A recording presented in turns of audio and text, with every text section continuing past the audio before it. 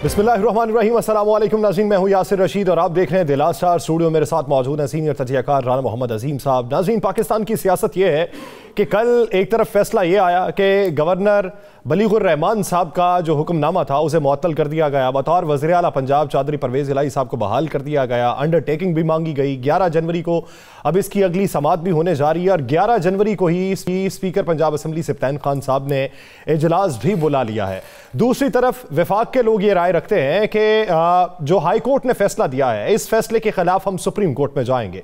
साल का इख्तिताम होने वाला है, लेकिन इस साल के इख्तिताम से पहले आप ये देखिए कि मुल्क में सियासी तौर पे कितना उतार चढ़ाव आया और उस सियासी उतार चढ़ाव का पाकिस्तान की मईशत के ऊपर किस तरीके का असर पड़ा।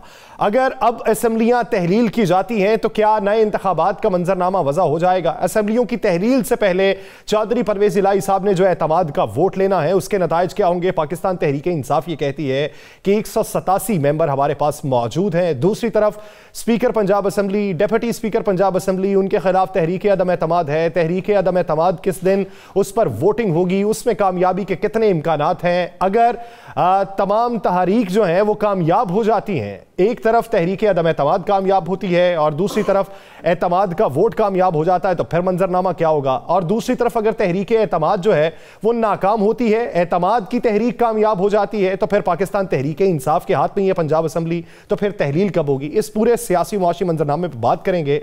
डेप्यूटी स्पीकर पंजाब असम्बली से कय्यूम अब्बासी साहब ने हमें ज्वाइन किया है। अब्बासी साहब बहुत मशकूर हैं आपके वक्त के। अब्बासी साहब, एक तरफ बात ही हो रही है कि 11 जनवरी को इजलास तलब किया जाएगा, दूसरी तरफ वफाक ये कहते हैं कि हाई कोर्ट का फैसला जो है वो सुप्रीम कोर्ट में चैलेंज किया जाएगा। अब क्या पंजाब हुकूमत जो है एक ही दिन पे एतमाद का वोट और उसी दिन तहरीक अदम एतमाद के ऊपर वोटिंग करवाएगी या उसके लिए दिन अलग से मुख्तस किए जाएंगे? जी, जो आपने डेट पूछी है, जो हमारी अदम एतमाद की या एतमाद के हवाले से, एक तो आपने डेट के बारे में सवाल किया और दूसरा आपका सवाल था कि आखिर ये वफाक जो है वो सुप्रीम कोर्ट में जाने की बात कर रहे हैं। ये कोई नई बात तो है नहीं, कोई न्यू एपिसोड हो ही नहीं है। ये तो अज़ल से ऐसे ही है कि ये पहले मिठाइयाँ बांटते हैं, जश्न मनाते हैं, नारे मारते हैं, घंटे 2 घंटे के बाद कोई इनको अकल की बात बताता है कि तुम्हारे साथ हुआ क्या है भाई, को अकल के नाखन लो। कल से ये हर प्रोग्राम में शोर मचा रहे हैं, हमारी विन होगी, हम जीत के 23 को हमने देखे ना, इनको डिज़ोल्व नहीं करने दिया, बच्चों की तरह शोर शराबा मचा। 23 को ना हुई तो भाई 31 को हो जाएगी, 30 को हो जाएगी, 30 को ना हुई तो 5 को हो जाएगी, 5 को नहीं तो 7 को हो जाएगी। जिस दिन हमारा वोट ऑफ कॉन्फिडेंस और या वोट ऑफ नो कॉन्फिडेंस की हमारी सारी तरतीब पूरी हो जाती है, उस दिन तो असेंबली ने तहलील हो जाना है। रही बात 11 तारीख के हवाले से, वो मैं आपको बताता चलूँ कि 11 तारीख को एक तो कोर्ट ने बुलाया है सबको, और उसमें जो आपके जितने भी इसके एक्टर्स थे, जिसके अंदर मैन आपका बलीगुर रहमान साहब जो फेडरेशन की हैं, फेडरेशन के रेप थे, वो आ जाएंगे, और आपका स्पीकर असम्बली की तरफ से आ जाएंगे, और उसके साथ साथ आपके सीएम भी आ जाएंगे। सो उस दिन तो बात यही खुलेगी कि भाई जो समरी भेजेगी कैसे भेजेगी, क्यों भेजेगी, भेजी स्पीकर को गई, ऑर्डर रात के 12 बजे निकाला गया, वो सीएम के खिलाफ निकाला गया, इतनी जल्लत क्या थी, और फिर चीफ सेक्रेटरी से रात को 2 बजे किसने साइन कराए। ये सारा जब हाल अहवाल बयान होगा तो मालूम पड़ेगा ना कि कौन कितने पानी में है और किसकी क्या गलती है, और जो अनकॉन्स्टिट्यूशनल तरीके से एक उबाम क्रिएट करना चाह रहे थे उनसे पूछा जाएगा कि आपने ऐसा क्यों किया। उनको ठहराने के बाद यकीनन वोट ऑफ कॉन्फिडेंस की बात की जाएगी, और हम तो तैयार हैं, हमारे बंदे पूरे 187 बंदे हमारी बिल्कुल फिंगर टिप्स के ऊपर है, और जो हमारी पार्लियामेंट्री कमेटी की मीटिंग हुई उसमें भी बंदे पूरे थे, और उसके अलावा जो हमारे जो भी कोई इवेंट या असम्बली के अंदर हमारी तादाद लगी उसमें भी हमारे बंदे पूरे थे। हमें किसी हवाले से कोई इशू नहीं है, ना वोट ऑफ कॉन्फिडेंस का, ना वोट ऑफ नो कॉन्फिडेंस का। अच्छा वासिक भाई, ये कर रहे हैं गवर्नमेंट को हमने एक चीज गिराना और गवर्नमेंट को बचाना है। वासिक भाई एक चीज क्लियर कर दें जी राना साहब। जी जी जी, बहुत से लोग समझ रहे हैं, ये समझा दें हमें कि क्या जो आपने इत्मीनान का वोट लेना है उसके लिए भी आपको 186 वोटों की ज़रूरत है, या जो हाल में मौजूद उस वक्त असम्बली में मौजूद लोग होंगे उनके अंदर जिसकी तादाद ज़्यादा होगी वो होगा?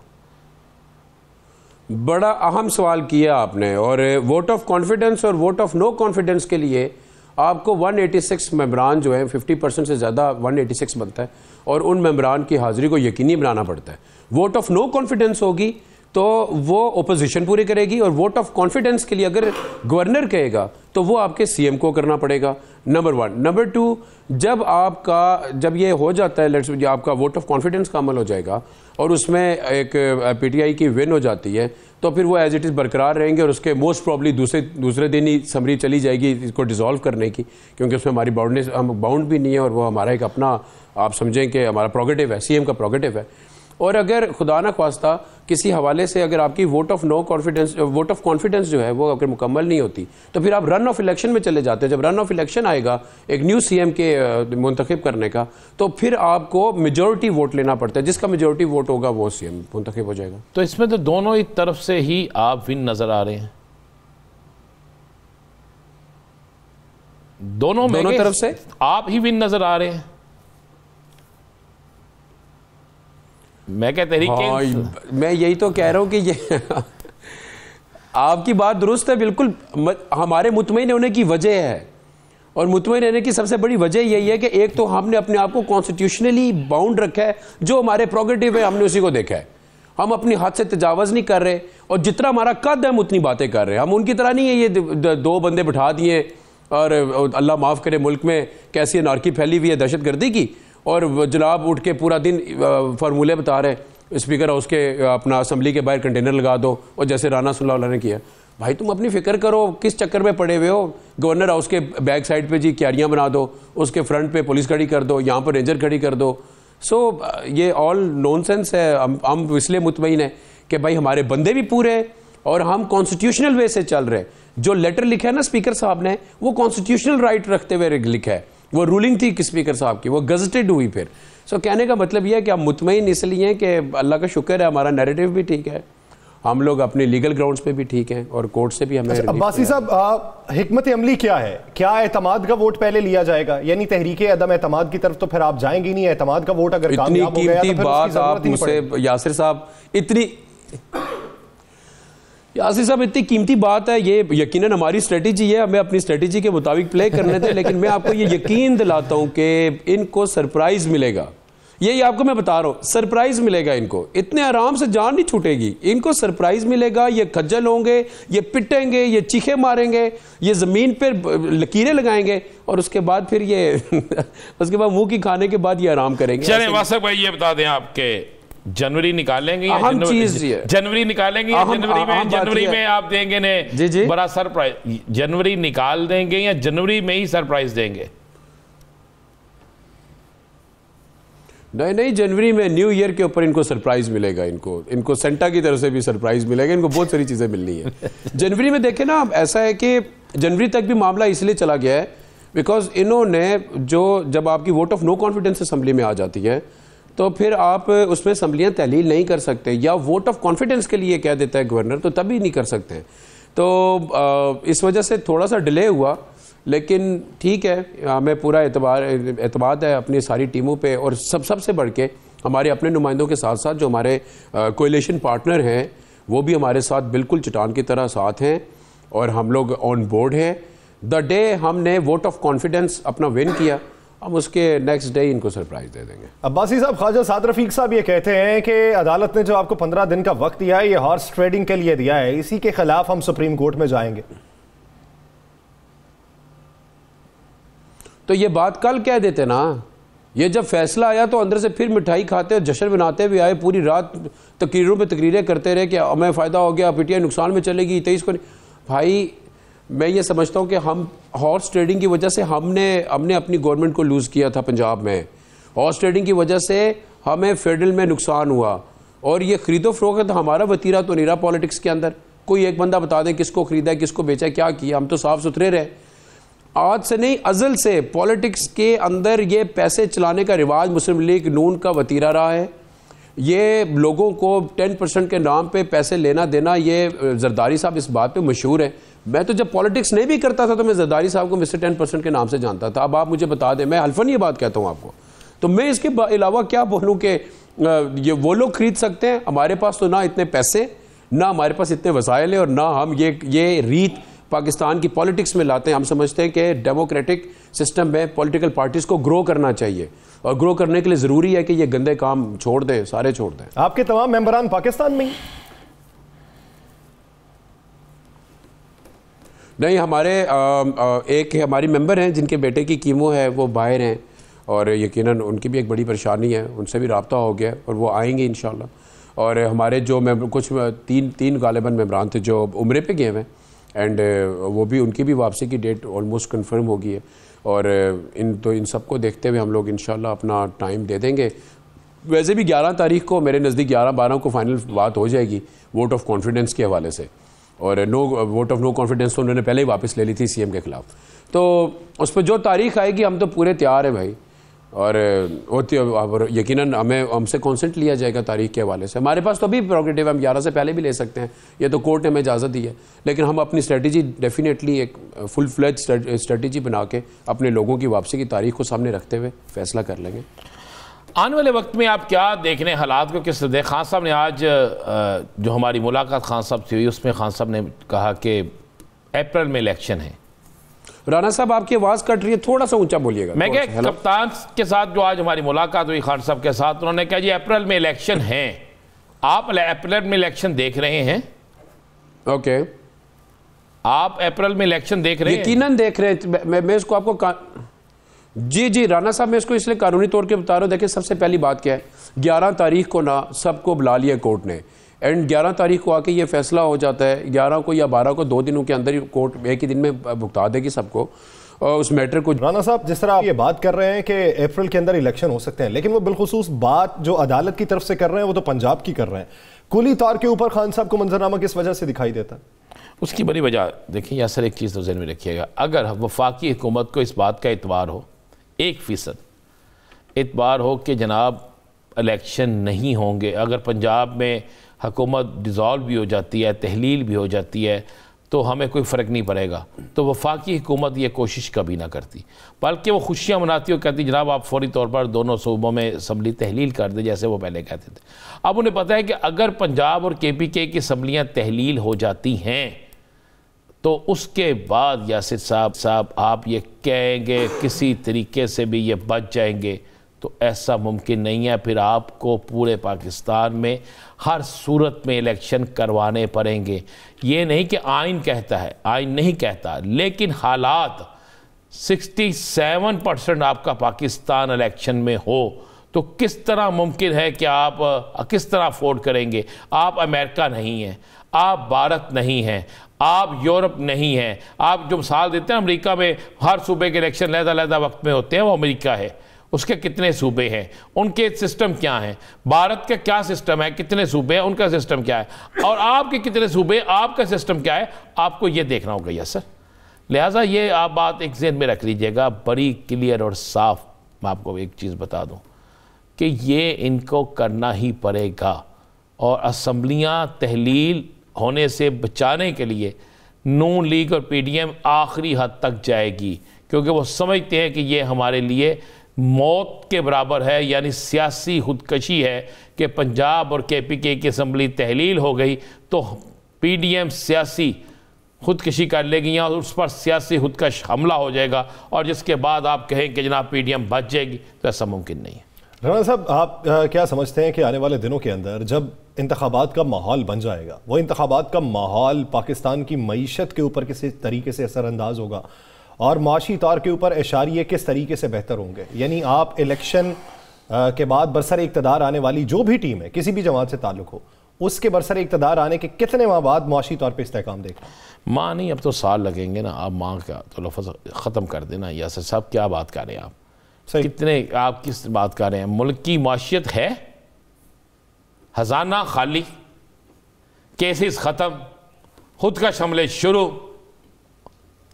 ये है हुकूमत की कारकर्दगी। सही। अब्बासी साहब, राना साहब का सवाल ये था कि खान साहब ये कहते हैं अप्रैल में इलेक्शन दिखाई दे रहे हैं, अप्रैल में इलेक्शन का मंजरनामा कैसे बनेगा? आप जो बात कर रहे हैं, आप अदालत के हवाले से बात कर रहे हैं, अदालत पंजाब का मामला देख रही है। पंजाब और KP में अगर असम्बलियां तहलील हो जाती हैं तो कुली तौर पे इलेक्शन का मंजरनामा किस तरीके से बनेगा? वफाक तो कहता है कि हम पंजाब और KP में इलेक्शन करवा देंगे। अच्छा, मेरी बात सुनिएगा, सिर्फ पंजाब और KP इलेक्शन की बात नहीं है। अच्छा, हम थोड़ा क्विकली जाते हैं। पंजाब का जो CM का इलेक्शन है, या वो जो वोट ऑफ कॉन्फिडेंस है, उसके चांसेस यही हैं कि वो अभी ना हुई तो हफ्ते 10 दिन के अंदर हो जाएगी, या मैक्सिमम 15 दिनों का खेल रह गया, 11 को बुलाती है और मैक्सिमम डेज जो आपको देगी वोट ऑफ कॉन्फिडेंस के लिए 10 दिन देगी, तो 11 को बुलाया 10 ऐड कर दें या 2 डे मजीद आप एक्स्ट्रा कर दें, तो ये 23-24 पे बात चली जाती है। 23-24 को आपका पंजाब में आपका इलेक्शन हो जाना है, अपना वोट ऑफ कॉन्फिडेंस हो जाना है, और आप ये समझें कि उसके वेरी नेक्स्ट डे 25-26 को अगर आपकी असम्बलियाँ तहलील होने की समरी चली जाती है, तो इसका मतलब ये है कि आपका पंजाब डिज़ोल्व हो रहा है। पंजाब डिज़ोल्व होने के साथ हमें KPK में कोई दिक्कत पेश नहीं आई, वहाँ पर इनके पास तो वैसे आटे में नमक के बराबर, बल्कि अल्लाह माफ़ करे इनके पास तो कौंसलर के कैंडिडेट्स भी पूरे नहीं रहे। सो वहाँ के ये हालात ये हैं कि वहाँ पर जब हमें असम्बली तोड़नी होगी तो हमारे लिए कोई प्रॉब्लम नहीं है। फेडरल में जो हमने ऑलरेडी इस्तीफ़े दिए हुए हैं, अब सिर्फ इन पर्सन लोगों ने जाना और अपने इस्तीफ़ों को ले लेना है, अपने इस्तीफ़े ले लेने हैं, और इस तरीके से आपके पंजाब KPK फेडरल में अराउंड 60% इलेक्शन होने जा रहा है, और 60% और जो NA के आपके थे कराची के या आई मीन टू से सिंध के और बलूचिस्तान के, ये अराउंड 60% लोग बन जाते हैं जिनका इलेक्शन है। तो इलेक्शन कमीशन क्या कहेगा फिर कि वो पहले तो बिट्स एंड पीसेस में इलेक्शन था, अब 60% मुल्क में इलेक्शन होने जा रहा है। क्या जवाब है कि वो सिर्फ 40% को इलेक्शन नहीं कराना चाह रहे, और 60% में जब PTI की फेवर का इलेक्शन है कि क्योंकि हमारी हवा है और साहब 2 इलेक्शन रिजल्ट्स के जो इलेक्शन रिजल्ट्स हैं वो हमारी फेवर में रहे खान साहब के। तो फेडरल क्या चाहेगा कि अभी इलेक्शन करा दें, उस 60% में जो खान साहब है वो अपनी मेजोरिटी ले जाए, जब वो मेजोरिटी लेंगे तो फिर मजीद आपका इलेक्शन आ जाएगा अगस्त में। तो इसका मतलब ये हुआ कि जो अगस्त में जाके असम्बलियाँ अपना टाइम पूरा करती हैं और वो जाके जो इलेक्शन होगा, जो आपका जनरल इलेक्शन कराएगा 2023 का, 40% सीट्स पे जो वो हो सकता है 40% सीट्स के ऊपर आप मुझे बताएं, तो 40% सीट पर वो क्या इलेक्शन कराएंगे जिसमें ऑलरेडी खान ने लीड ली हुई है, तो उसका इम्पैक्ट पड़ जाएगा उस बड़े इलेक्शन के ऊपर। सो इस सारी स्टोरी को अगर मैं सम अप करूँ, ये फेडरल को सूट ही नहीं करता। वो अभी भी क्यों भाग रहे हैं इलेक्शन से? बिकॉज वो हमें लिंगर इसलिए करना चाह रहे हैं कि इलेक्शन में हम मत जाएं, क्योंकि PTI इमरान खान 2/3 नहीं 3/4 की मेजोरिटी ले सकता है, उसकी हवा है, अकेले में 9 सीटें 8 सीटें जीत गया। पंजाब में गवर्नमेंट थी उनकी 20 में से 15 सीटें जीत गया, तो KPK है ही हमारे पास, तो पीछे रह क्या गया? कश्मीर हमारे पास है, GB हमारे पास है, क्या है इनके पास? इनके पास तो मुड़ तुड़ के कोयटा भी नहीं है भाई। सो मैं कहना ये चाह रहा हूँ, ये पॉलिटिकली ये उनके लिए वाइज डिसीजन ही नहीं होने वाला कि 60% इलेक्शन और 40% को लिंगर कर दें। चलें, ये बताने वास्ते भाई कि आज हमारी खान साहब से जब मुलाकात हुई तो मैंने पूछा भी खान साहब से कि आप क्यों मुतमिन है कि अप्रैल में इलेक्शन हो जाएंगे, तो उस पर वो मुस्कुरा दिए। क्या कोई बैकडोर राब्ते हो रहे हैं, कोई कहीं से पैगाम आ रहा है, या ईवान सदर को कोई यकीन दहानी कराई गई है, कोई ऐसी चीज़? राना साहब, बड़ा आपके आज सारे सवाल बिल्कुल निशाने वाले हैं। राना साहब, बैक डोर अगर राब्तों वाला मामला होता तो हम लोगों ने इतनी क्रूशल टाइम की पॉलिटिक्स ना की होती, और हमने जो मैं बैक डोर राब्ते ईवान सदर से कह रहा हूँ, आपसे नहीं कह रहा, आगे चलेगा, आपसे नहीं कह रहा, ईवान सदर से कह रहा हूँ। अच्छा, नहीं सर, मेरे नज़दीक एक बातचीत चली थी, ये पॉलिटिकल डिसीजन होना चाहिए। मेरे नज़दीक इस पॉलिटिकल डिसीजन को प्रिवेल करना चाहिए, और ये अमंग द पॉलिटिकल पार्टीज़ ही होना चाहिए। हमें इस बात को बिलीव करना पड़ेगा कि हम पॉलिटिकल पार्टीज़ अगर इन चीज़ों का सलूशन नहीं निकाल सकते और ज़िदबाजी में रहते हैं, तो फिर हम किसी को इल्ज़ाम ना ठहराया करें कि वो इंटरफेरेंस कर गया, फलां कर गया। ये जब तक हमारे लोग इस बात को, डेमोक्रेटिक सिस्टम को अडॉप्ट नहीं करते, तब तक नहीं चलेंगे। अब उस डेमोक्रेटिक सिस्टम में अगर ईवान सदर ने, अगर उसके अंदर इसाक डार साहब गए, ट्वाइस के बार बार आए, मीटिंग्स हुई, उसका अगर सलूशन नहीं निकला, तो इस वजह से ही हम लोग असम्बलियाँ भी तोड़ें, और हम लोग असम्बलियाँ भी तोड़ें, और हम लोग भी पाकिस्तान की माशी बका की खातिर इस पॉलिटिकल इस्तेकाम के लिए हम इलेक्शन की तरफ कूद रहे हैं कि हमने जाना ही जाना है। तो अगर इस काल निकला होता तो हमें ये स्टेप, इतना हार्ड स्टेप लेना ही ना पड़ता।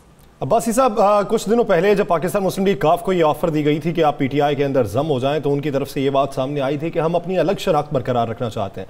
आज की खबर ये भी है कि हो सकता है पाकिस्तान मुस्लिम लीग काफ के जो अरकान पंजाब असम्बली हैं वो अगला इलेक्शन बल्ले के निशान पे लड़ें।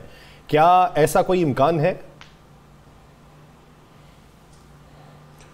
जो हमारी कमेटी तश्कील दी गई थी, जिसकी 2 सिटिंग्स हो चुकी हैं, वो committee seat to seat adjustment के बारे में उनकी आपस में जो गुफ्तगू हो रही है, डिस्कशन है, और वो इतनी खुश असलूबी के साथ होगी है कि मुझे लगता है तीसरी सिटिंग है और हम लोग बिल्कुल बासानी इस मरले से गुजर जाएंगे।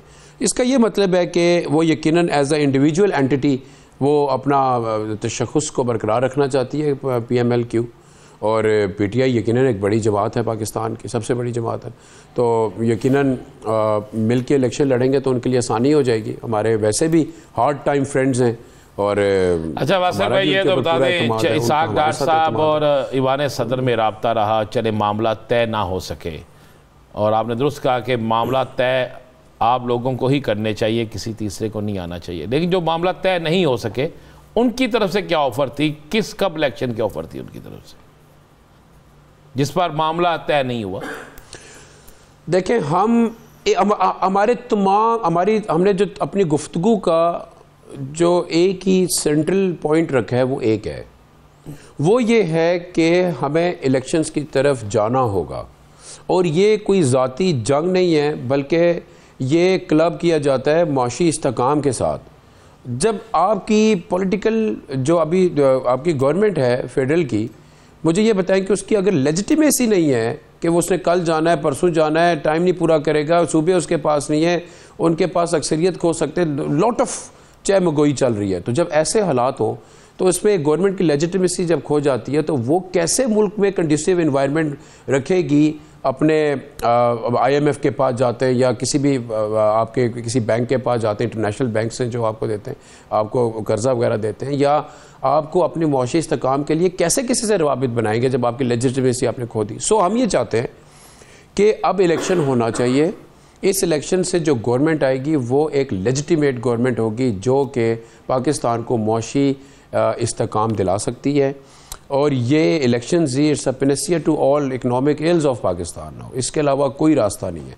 अब्बासी साहब, आप नए इंतखाबात चाहते हैं। पाकिस्तान तहरीक इंसाफ के मंशूर में शामिल था कि जो इंतखाबात हों वो साफ और शफाफ हों।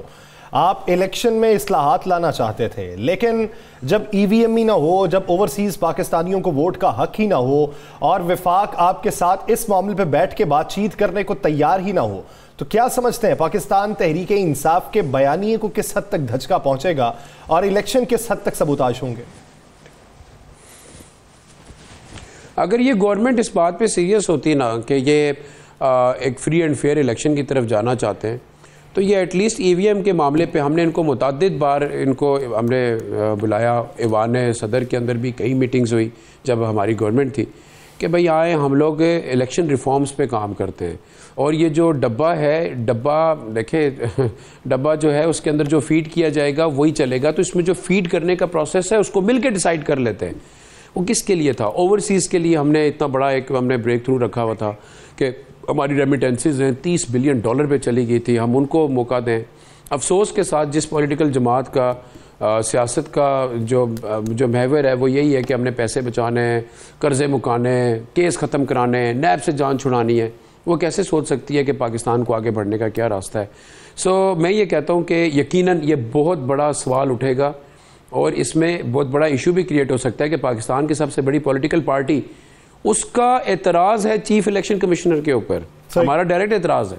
और हमने मुतअद्दिद बार हमारे जो बाकी दीगर लीडरशिप है उसने तो कई बार अपनी स्पीचेस में भी कहा और प्रेस कॉन्फ्रेंसेस में भी कहा और एतराज़ की वजह भी बयान की।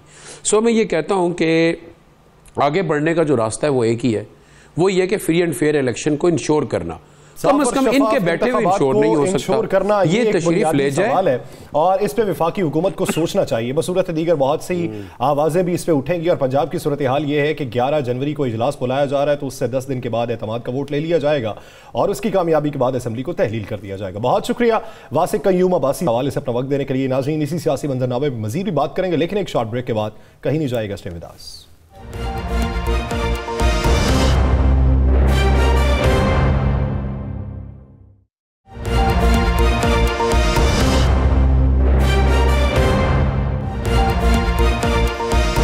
ब्रेक ब्रेक के बाद खुशामदीद। नाज़रीन, ब्रेक से पहले डिप्टी स्पीकर पंजाब असम्बली हमारे साथ मौजूद थे। उनकी तो ये राय है कि 187 मेंबरान हमारे पास मौजूद हैं। 3 मेंबरान ऐसे हैं जो उम्रे पे गए हुए हैं, वो भी जल्द वापस आ जाएंगे। एक जो खातून मेंबर हैं वो अपने बेटे की कीमों के लिए इस वक्त बैरून मुल्क में मौजूद हैं, वो भी वापस आ जाएंगी, उनसे भी राबिता है। तो हमारे पास मेंबरान मौजूद हैं। हम एतमाद का वोट हासिल करेंगे। तहरीक अदम एतमाद की नौबत ही नहीं आएगी, उससे पहले असम्बलियाँ तहलील कर दी जाएंगी और वफाकी हुकूमत को मजबूरन नए इंतखाबात की तरफ माइल होना पड़ेगा। लेकिन आसिफ अली जरदारी साहब का दौरा लाहौर कैसा रहा, उन्होंने जो कोशिशें की वो रायगा क्यों गई, वफाकी हुकूमत किस सोच विचार में है, उसको मंजरनामा क्या दिखाई देता है। राना साहब की तरफ बढ़ते हैं। राना साहब, आइंदा इंतखाबात की तारीख क्या देख रहे हैं, कितने महीनों बाद? बिस्मिल्लाहिर्रहमानिर्रहीम, अस्सलातु वस्सलामु अलैका या सय्यदी या रसूल अल्लाह, अस्सलातु वस्सलामु अलैका या सय्यदी या हबीब अल्लाह। यासिर साहब, दो चीज़ें आप ज़हन में रखिएगा कि एक बात तो बड़ी क्लियर और साफ़ है, आसिफ अली जरदारी साहब जिस मिशन के लिए लाहौर आए थे वो मिशन नाकाम हो गया। आसिफ अली जरदारी साहब मिशन नाकाम होने के बाद वापस चले गए और वापस जाने से पहले एक तलख तरीन उनकी गुफ्तगू जो है वो बाऊजी से हुई। उसके बाद छोटे साहब ने उन्हें मना भी लिया, सारे मामलात हो गए, लेकिन वो दिल से राज़ी होकर नहीं गए और ये बहुत बड़ी शिकस्त थी जिसके बाद वो दिल बर्दाश्ता होकर पंजाब से गए हैं। वो यहाँ पर पंजाब में नई हुकूमत बनाने आए थे।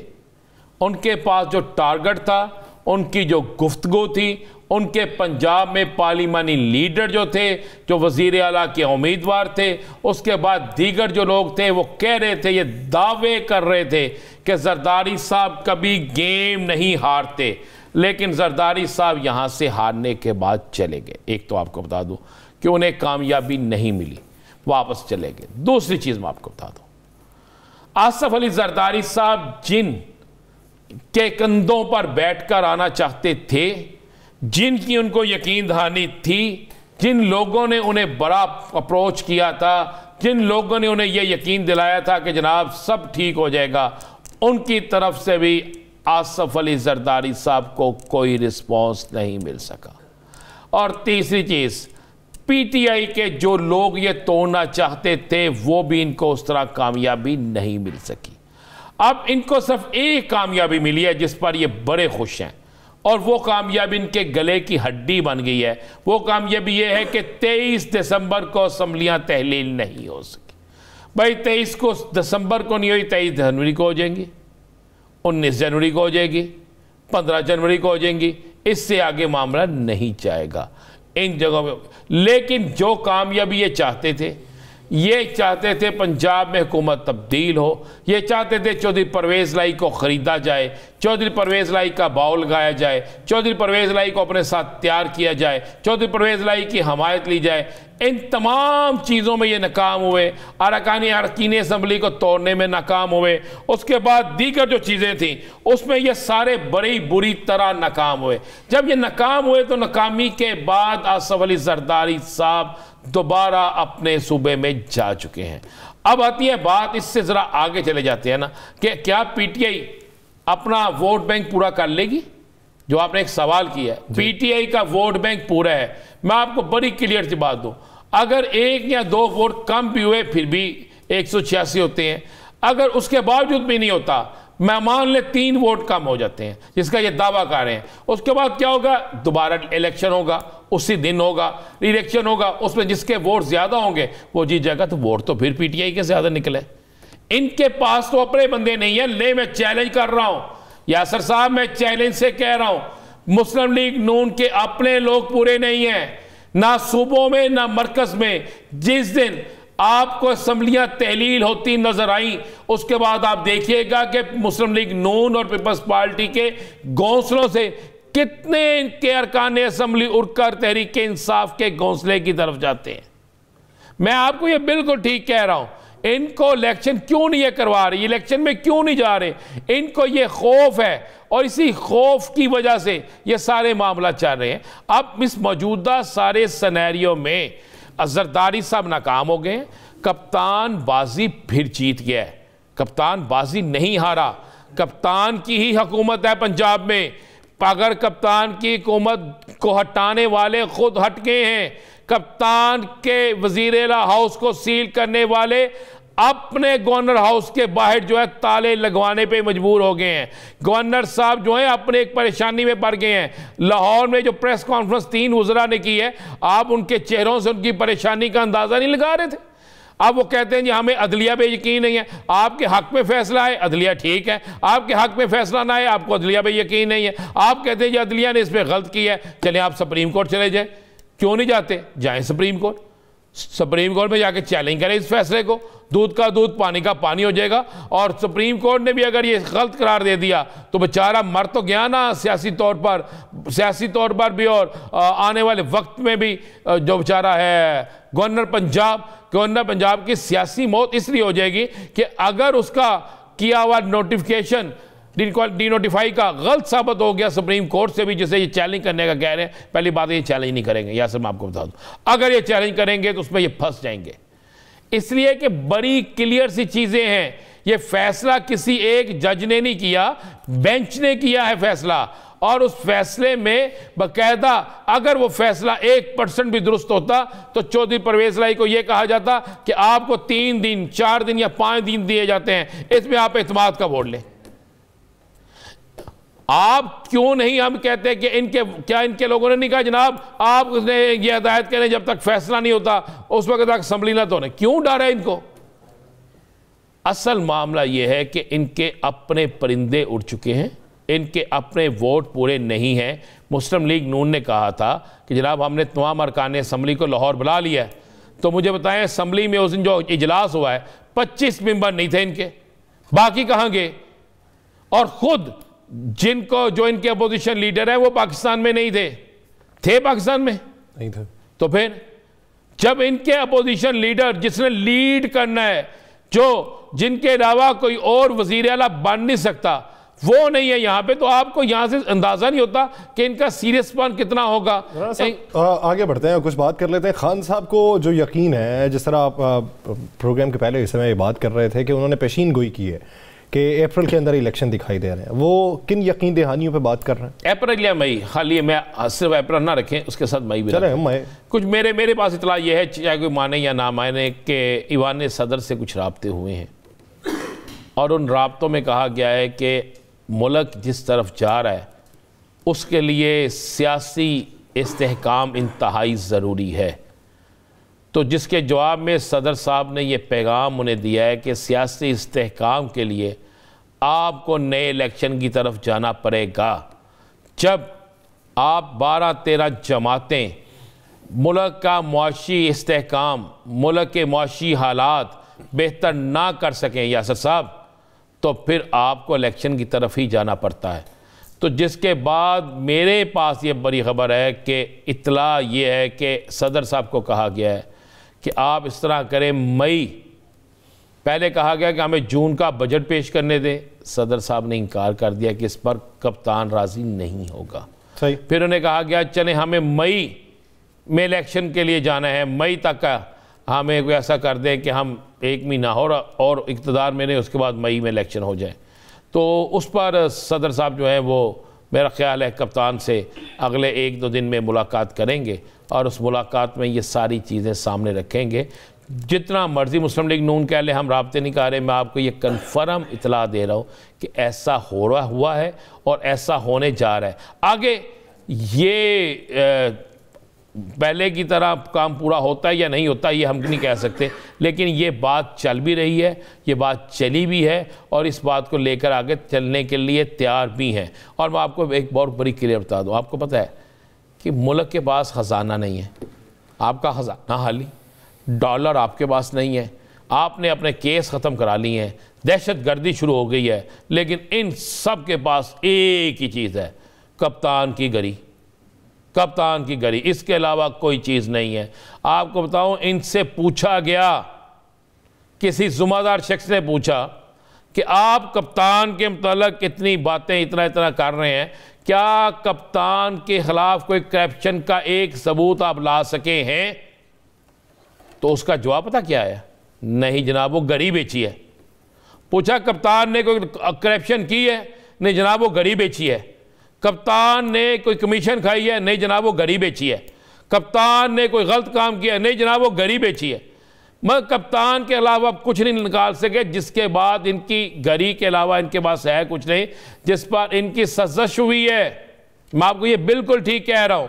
इन्होंने जिस बंदे को खान साहब के साथ जोड़कर इल्जाम लगाया, किसी एक के खिलाफ नैब किसके पास है? इनके पास।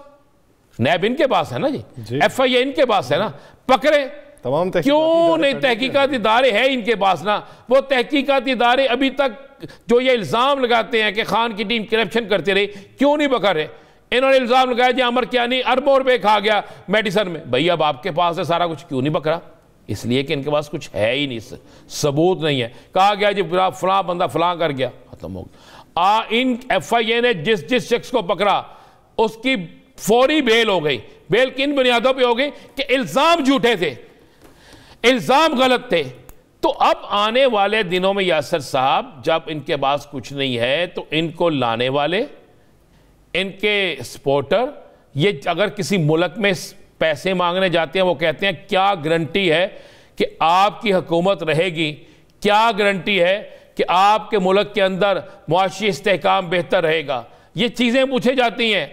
अब इनमें से एक भी शख्स ऐसा नहीं है कि जो जाके बाहर ये कह सके कि जनाब हम अपने मुल्क के हालात बेहतर करेंगे।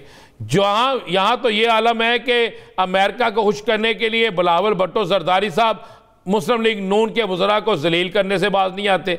कभी ट्रक की बत्ती और कभी कहते हैं जनाब कोई रशिया से हमारा रूस से मुआहदा नहीं हो रहा, कोई पेट्रोल नहीं आ रहा, ये पेट्रोल पेट्रोल पेट्रोल, रशिया से पेट्रोल गंदम हर चीज़ आ रही है। बस ये तो इनका आलम है। अब मुझे बताएं, पंजाब तहलील करने के मामले पर सारी वफाकी हुकूमत कहाँ थी? इस मामले में थी ना भाई। इनको कहाँ तवज्जो देनी चाहिए थी? इनको तवज्जो देनी चाहिए थी पाकिस्तान के मुआशी हालात की तरफ, इनको तवज्जो देनी चाहिए थी आने वाले वक्तों में बेहतरी की तरफ। वो देनी होती तवज्जो उस पे, तो वो तो पिछले कोई 6 माह के ऊपर दी जा सकती थी। वो तवज्जो दे के भी देख लिया उन्होंने कि उसका हासिल क्या रहा। मेरा सवाल ये है कि अगर पंजाब असम्बली में ये सारी सूरत हाल पैदा हो गई और वफाक ने रोड़े अटकाए हैं, खैबर पख्तूनख्वा के अंदर क्या मसाइल हैं? वहाँ पे एकदम क्यों नहीं उठाया जा रहा? पहली बात यह है कि खान ने कहा था दोनों असम्बलियाँ इकट्ठी रिजॉल्व करनी है, तहलील करनी है। क्यों वो एक असम्बली तहलील करेंगे? आपने जब एक आइडिया बनाया कि आपने 60% पे इलेक्शन करवाना है, तो आप सिर्फ KPK की तहलील करके आप उनको कहेंगे ठीक है जी एक असम्बली। असल तो पंजाब है भाई, आपका बड़ा सूबा है, और पंजाब जो है वहाँ पे असम्बली तहलील होना इनके लिए एक बड़ा, बहुत बड़ा इनके लिए जो है ना सियासी नुकसान है, सियासी नुकसान है। और इनके पास उम्मीदवार नहीं होने पंजाब में यासर साहब। ये मुझे आप उम्मीदवार देख लीजिएगा, मैं गिनती कर दूंगा आपको कि किस किस हल्के में इनके पास उम्मीदवार नहीं होंगे। मैं बता दूंगा कि कितने इनके MP है, कितने इनके MNA जो हैं वो भाग रहे हैं। ये सेंटर पंजाब में सबसे मजबूत थे, सबसे कमजोर है सेंटर पंजाब में। जनूबी पंजाब में पीपल्स पार्टी दावे करती थी, 0 है। इसके बाद आप आ जाए ना आगे इधर, आप पोटोहार की तरफ आ जाए। पोटोहार में क्या है इनके पास? जो ये एक सीट जिमनी जीते हैं, वो जिस तरीके से जीते हैं सबको पता है। कितने वोटों से जीते हैं? चंद वोटों से। चंद वोटों का फर्क नहीं होता। जब ये आने वाले दिनों में, और जहां से कप्तान और नून लीग तहरीक इंसाफ जीती है, वो उनकी लीड हजारों में है। तो अब ना इनके पास पोटोहार, ना सेंटर पंजाब है, ना जनूबी पंजाब है। अब कहाँ ये इलेक्शन PMLQ का मुस्तकबिल क्या है? क्या PTI के टिकट से लड़ेंगे या PMLQ के टिकट से? उनका एक फैसला आ रहा है इलेक्शन कमीशन से कि मुस्लिम लीग काफ किसकी है किसकी। उस फैसले के बाद ये फैसला होगा। यानी अगर तो वो चौधरी शुजात साहब की रहती है, तो फिर कैसे मुमकिन है कि चौधरी शुजात साहब बतौर सदर या मरकजी सेक्रेटरी जनरल तारिक बशीर चीमा साहब इनको टिकट जारी कर दें? नहीं, फिर तारिक बशीर चीमा साहब तो खुद मेरा ख्याल है शायद किसी और जमात में ना चले जाए। अगर कोई ऐसा मामला हो गया, वो तो शायद किसी और जमात के टिकट से इलेक्शन ना लड़ना चाहे। लेकिन मैं आपको एक बताऊं, ये सारे फैसले जो है ना, ये इनके इलेक्शन कमीशन में जो केस है उसके बाद होंगे। अभी तो इनके साथ सीट एडजस्टमेंट हो रही है, और इनके साथ सीट एडजस्टमेंट और आइंदा इलेक्शन काफ लीग यानी अगर परवेज लाई ग्रुप अगर फर्ज कर लें कि PMLQ जो है वो चौधरी शुजात साहब के पास ही रहती है और तो 1 मिनट लगता है ना, बल्ले के निशान से ही अगर लड़ते हैं तो फिर वो जितनी शख्सियात होंगी वो चौधरी परवेज लाई साहब की रिकमेंडेड होंगी जो सीट एडजस्ट बिल्कुल एक ऐसे ही होंगे। और ये भी हो सकता है कि चौधरी परवेज लाई साहब मुस्लिम लीग काफ परवेज लाई ग्रुप बना लें, रजिस्टर करानी है ना जमात आपने, तो फिर क्या होगा? फिर इनके लोग अगर ज़्यादा होंगे और अब चौधरी साहब के बाद सिर्फ तारक बशीर चीमा साहब और उनके बेटे रह जाएंगे, और उसके अलावा क्या है? इस वक्त भी अगर आप अददी तादाद देखें तो चौधरी परवेज़ लाई साहब के पास है, उन्हीं के पास ही ना, ठीक है। तो लोग उनके साथ मोहब्बत करते हैं, उनका एक अच्छा रखाव है, वो लोगों के काम करते हैं, लोगों से मिलते हैं, उन्होंने अच्छा डिलीवर किया। एक बात तो हमें माननी चाहिए ना, इस थोड़े अरसे में उन्होंने इतने काम कर दिए जो 4 साल में नहीं हुए। उनके इलेक्शन कमीशन के फैसले के बाद ही उसका मंजरनामा वज़ा होगा ना कि ये किस तरफ जी बिल्कुल, इलेक्शन कमीशन के फैसले के बाद। तो पाकिस्तान तहरीक इंसाफ जो है इसकी स्ट्रेटजी यही है कि दोनों सूबों में इकट्ठी ये तहलील की जाए। नाज़रीन एक ब्रेक लेनी है, ब्रेक के बाद वापस आते हैं, दीगर इश्यूज़ पे बात की जाएगी, कहीं नहीं जाएगा। स्टे विद अस।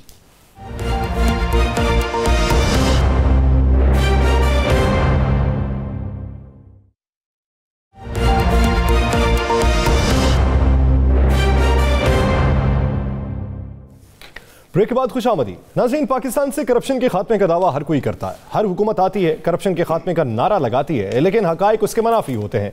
आलमी सतह पर पाकिस्तान में करप्शन के चर्चे भी होते हैं, उस पर फिर बातें भी उठती हैं, उंगलियां उठाई जाती हैं, जिसमें अराकीन कौमियों सूबाई असम्बलीज़ के भी तज़किरे आते हैं। उसके अलावा मुख्तलिफ जो ठेकेदार हैं उनके भी तज़किरे आते हैं। तो अब एक और तज़किरा मंजर आम पे आया, बैनुल-अक़वामी सतह पे हुआ कि यहाँ पे पाकिस्तान के अंदर किक बैक्स वसूल किए जाते हैं मुख्तलिफ ठेकों की मद में। अब ये किक बैक कौन वसूल करता है, किस तरीके से ये पैसा बनाया जाता है, किस तरीके से इसकी फरावानी होती है, ये एक बुनियादी सवाल है। इसी इशू पर बात करने के लिए हमें ज्वाइन किया है सैफुल्लाह घुमन साहब ने, तर्जमान कंस्ट्रक्टर्स एसोसिएशन पाकिस्तान है। घुमन साहब बहुत शुक्रिया आपके वक्त का। घुमन साहब, एक तरफ हमारे बहुत से इदारे ऐसे हैं जो बदनाम है करप्शन के हवाले से, लेकिन अब तो आपके महकमे के हवाले से भी बहुत चर्चे चल रहे हैं कि यहाँ पे पैसा लिया जाता है। ये पैसा लेता कौन है? बिस्मिल्लाहिर्रहमानिर्रहीम। लाखों करोड़ों दरूद सलाम हुज़ूर सल्लल्लाहु अलैहि वसल्लम की ज़ात अक़दस और उनकी आल पे। आप दोनों हज़रात का बहुत शुक्रिया। जिस तरह आज कोई भी अदारा पाकिस्तान में ऐसा नहीं रहा जहाँ करप्शन ना हो, हर अदारे में करप्शन है, लेकिन जो कंस्ट्रक्शन के इदारे हैं इनमें करप्शन जब टेंडर स्टार्ट नहीं होते, अभी टेंडर होते हैं नहीं, वहाँ से शुरू होती है और काम ख़त्म होने के बाद तक ये जारी रहती है। अभी रिसेंटली हमें बहुत ज़्यादा डिस्ट्रिक्ट से कंप्लेंट आई है कि जो MN हज़रात हैं उन्होंने फ़ंड्स दिए हैं, स्वाब दीदी फ़ंड्स, तो उनका एक महकमा पाक PWD, उस महकमे में उन्होंने फ़ंड्स दिए हैं। अब वहाँ पे किसी कंट्रैक्टर को टेंडर नहीं जारी होता और मुबैना तौर पे हमारे भाई कंट्रैक्टर ये कह रहे हैं कि 5 से लेके 15% तक उनका रेट है। अब मुझे आप बताएं, अगर हमारे सारे टैक्सेस निकालें तो गवर्नमेंट हमें 10% प्रॉफिट देती है, अगर 15% हम देंगे काम लेंगे तो काम का म्यार नहीं होगा, फिर वो फ्रॉडी होगा। तो ये एक ऐसी वबा चल पड़ी है हमारे मुल्क में कि पता नहीं क्या हो जाना है। कोई बंदा इस तरफ आता ही नहीं कि ये हमारा मुल्क है, कब तक हमने इसको लूटना है, और एक न एक दिन हमें अल्लाह को भी जवाबदेह होना है। तो अब ये देखें, जब एक टेंडर प्रोसेस ही गलत हो गया तो आगे क्या करेगा? अब वो जो एक्सियन हज़रात है वो हमारे से भी मजबूर होते हैं, वो कहते हैं जी अब कैसे आपको टेंडर दें। उधर वो MN हज़रात से मजबूर होते हैं, वो कहते हैं जी वो हमें ट्रांसफ़र करा देंगे, वो हमें कहीं खुडे लाइन लगा देंगे। तो इस तरह ये एक करप्शन का बाजार जो है ये गर्म है हमारे। सैफुल्लाह घुमन साहब, क्या पाकिस्तान में कोई ऐसा MNA या ऐसा एक्सियन या कोई ऐसा शख्स आपने देखा है, आप बड़े पुराने इस फील्ड के हैं, पूरे पाकिस्तान को आप देखते हैं, कि जिसने ये कहा यार मुझे आप काम दुरुस्त कर दें, मुझे हमें कुछ नहीं चाहिए? जी बिल्कुल, चंद एक है, यानी नमक के बराबर ना? जी बिल्कुल, नमक के बराबर। और अनसब देखें, इसमें जब करप्शन के रास्ते कैसे बनते हैं, हमारा एक एग्रीमेंट है गवर्नमेंट के साथ, वो एग्रीमेंट ही एक तरफ है। वो क्या एग्रीमेंट है जी? वो एग्रीमेंट कि जैसे हमने गवर्नमेंट के साथ एग्रीमेंट करना है, उसमें उन्होंने शिकें ही ऐसी डाल दी हैं जिसमें हम पूरा ही नहीं उतरेंगे, अब कोर्ट में जाएंगे हमें वहाँ से भी रिलीफ नहीं मिलेगा। तो हम कहते हैं कि एक हमने पाकिस्तान इंजीनियरिंग कौंसिल से बोला है कि आप पूरे पाकिस्तान में बिडिंग डॉक्यूमेंट एक बना दें ताकि पूरे मुल्क में एक जैसा निज़ाम जो है ना वो राज हो। नहीं, आप क्या समझते हैं किस सूबे के अंदर जो बिडिंग डॉक्यूमेंट्स हैं वो उसूल के पैराए के ऊपर पूरा उतरते हैं? अभी देखें जी, गिलगित बल्तिस्तान क्या है, वहाँ 2012 का शेड्यूल है, वो आज तक रिवाइज नहीं हुआ, और वहाँ की जो उनको तरक्याती फंड है वो वफाकी गवर्नमेंट नहीं दे रही, और जिसकी वजह से वहाँ के जितने भी कंस्ट्रक्टर हैं उन बेचारों को पेमेंट नहीं हो रही। और सिंध की अगर बात करूँ तो वो उनका भी 2022 का शेड्यूल था, उसको उन्होंने रिवाइज़ किया है, रिवाइज़ करने के बाद फिर ख़त्म कर दिया है, फिर वहाँ के जो हमारे वाइस चेयरमैन है कैब के वो कोर्ट में चले गए हैं। यानी हर जगह पे अपना अपना एक कानून इन्होंने बनाया हुआ है।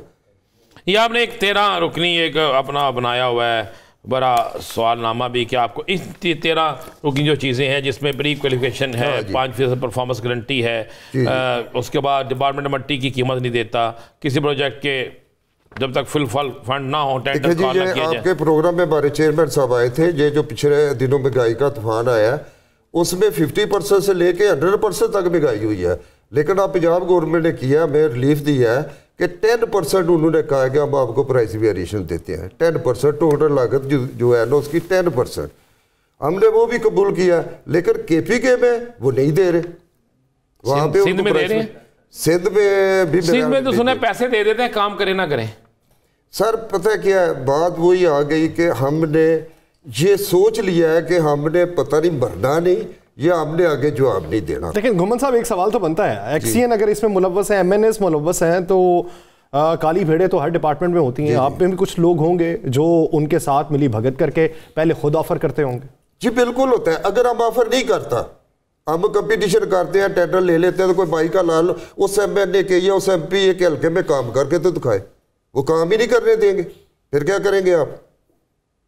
यानी आप कंपटीशन में टेंडर लें तो MNA MP रास्ते में रुकावट बढ़ जाएगी। तो आपकी पूरी एसोसिएशन है यकजा होके आप कहीं पे एहतजाज रिकॉर्ड करवाएं, CM के पास जाएं। हम तो एहतजाज कर रहे, लेकिन हमारे मुल्क की बदकिस्मती है कि जब तक हम रोड्स पे नहीं आते, रोड ब्लॉक नहीं करते, कोई सुनता नहीं है। अभी मैं चंद पॉइंट आपको बताता हूँ कि ये जो हमारा ये रिपोर्ट आई है इनकी ट्रांसपेरेंसी इंटरनेशनल की रिपोर्ट सही है, मैं इसको ऑन करता हूँ। करप्शन है, ये कहना कि नहीं है गलत होगा, करप्शन है। अब महंगाई जो इन्होंने प्री क्वालिफिकेशन का एक चक्कर चलाया हुआ है, यहाँ से करप्शन अब शुरू होने लगी है। बताऊँ, ये 20-20 करोड़ के काम पे प्री क्वालिफिकेशन करते हैं, वहाँ पे मखसूस ठेकेदारों को बुलाया जाएगा, उनको प्री क्वालिफाइड किया जाएगा, जिनके पास पाकिस्तान जिन्हें कौंसल का लाइसेंस है या बहुत अच्छा काम कर रहा है, वो महकमे के पसंद नहीं आएगा, वहाँ पे प्री क्वालिफिकेशन हो जाएगी। हालांकि पेपरा ये कहता है कि उस जगह पे प्री क्वालिफिकेशन करें जो कि बड़ा ख़ास नेचर का आपका काम है, लेकिन ये 20-20 करोड़ पे कर देते हैं प्री क्वालिफिकेशन। इसके खिलाफ भी हम एहतजाज कर रहे हैं कि ये काम आप ना करें। दूसरी देखें चीज़ है कि 5 करोड़ का जब पहले कॉन्ट्रैक्ट होता था ना राणा साहब, उस वक्त हमसे 5% ये गारंटी लेते थे, इंश्योरेंस गारंटी, ठीक है, कि ये काम सही करेंगे। अब उस वक्त का 5 करोड़ आज के 50 करोड़ के बराबर है, लेकिन इन्होंने फिर वही 5 करोड़ ही रखा कि 5 करोड़ पे आप हमें जी गारंटी दें। ये खुद नहीं कुछ करने देते, छोटे ठेकेदारों को तो उन्होंने तबाह बर्बाद करके रख दिया है इन पॉलिसियों की वजह से। अब कहते हैं, अब ऑडिट पैरे की बात कर ले जी, ऑडिट होता है हमारा, प्री ऑडिट हो गया, अब उसके बाद ऑडिट वाले आ जाते हैं, हमारे पैरे पढ़ते कहते हैं ये आपकी कटौती करें। भाई भारी कटौती क्यों करें, पहले आप हमारा प्री ऑडिट कर चुके हैं, अब हमारी कटौती क्यों करें? हालांकि कोर्ट ने भी फैसला दिया कि इनकी कटौती आप ना करें, लेकिन क्या कहते हैं ब्लैकमेल करना जी, इनकी कटौती कर लेना जी, इनका ऑडिट पैरा बन गया। फिर हम ये कहते हैं कि जब तक आपके पास फंड्स नहीं आप टेंडर्स ना लगाएं, लेकिन अफसोस ये टेंडर लगा देते हैं, 3-3 साल स्कीमें खत्म नहीं होती। अब इन्होंने कानून बनाया कि 2 साल अगर फंड नहीं आएगा तो आपका कॉन्ट्रैक्ट फाइनल कर दिया। आप भी तो पूल करते हैं ना जी, आपस में ठेकेदार भी तो पूल करते हैं ना, ये भी तो एक बहुत बड़ा करप्शन का घर है ना जी। सर पूल मैं बताऊँ, अब महकमा क्या कहता है कि कंपटीशन हो, रेट कम से कम कॉन्ट्रैक्टर दे, लेकिन उसका नुकसान देखे रान साहब, बाहर आप चले जाए किसी मुल्क में, वहाँ जो उनका जो एस्टीमेट है, अगर उसे आप 10% रेट कम देंगे तो वो 10% से ज़्यादा रेट ब्लो करेंगे, वो आपका एक्सेप्ट नहीं करेंगे। सही। हम ये कहते हैं अच्छे रेट और अच्छा काम। अच्छे जब रेट आपके अच्छे नहीं होंगे, आप रेट अच्छा नहीं देंगे, ऊपर के बैक्स भी वसूल करेंगे, फिर मटेरियल किस तरीके का लगेगा, फिर उसके अंजाम क्या होगा, ये मजमूई तौर पे हमें बेहतरी की तरफ गामजन होने के लिए। बहुत शुक्रिया सैफुल्लाह घुमन साहब इस हवाले से अपना वक्त देने के लिए। नाजरीन, प्रोग्राम द लास्ट आवर का वक्त खत्म हो जाता है। मुझे और राना अजीम साहब को दीजिए इजाजत। अपना बहुत सा ख्याल रखिएगा। अल्लाह ने के बाद।